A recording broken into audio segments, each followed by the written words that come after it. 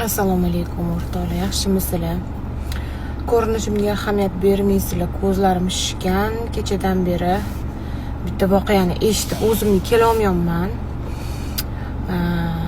Qashqadaryoning Koson tumanida bitta xususiy bog'chada 2,5 yasharli soppa sog'lom, shirin, asal qizchani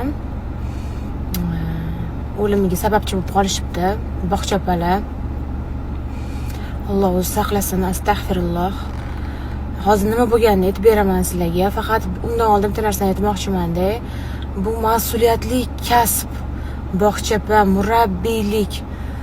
Nimaga men tushunmayman-da, nimaga bolalarni yaxshi ko'rmasa, o'zi asabiy bo'lsa, nimaga shu kasbni egallaydi shu odamlar-da? Men tushunmayman shu narsani.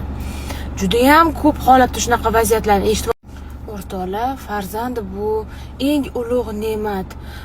Birovni farzandiga qarash bu katta mas'uliyat. Shu kasbni sevmasanglar, shu kasbga mehr qo'ymasanglar, nima keragi bor bog'chapa bo'lib? Bular kichkina odamchalar bo'lsa, himoyaga muhtoj bo'lgan bolalar bo'lsa, juda ham ko'p. Mana kunuzlarda ham qancha chiqib kelyapti-da, bog'chada shu bog'chapalar qiynagani bolalarni. Xudodan qo'rqmaysizlarmi? Shu Kosonda bo'lgan voqea ham nima bo'pti?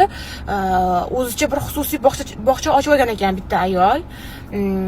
Buni xususiy ochganini hamma voy der ekan. Sababi har bitta nimani xonadonni o'zidan bolalarni olib ketib, mashinasida Spark mashinasi bor ekan, o'shanga Sparkka bosib olib ketib, yana qaytarib olib kelib berar ekan.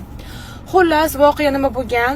2 yasharli shirin qizaloq to'polon qilgan. To'polon qilsa, uni jazolamoqchi bo'lib, shu jazirama 40 gradus issiqda mashinasiga solib bolachani jazolamoqchi bo'lib, shu kunni issig'ida mashinasiga solib qo'ygan, qamab. Jazolamoqchi bo'lganda qay darajada vahshiylik bu, men vahshiy tushuna olmayman.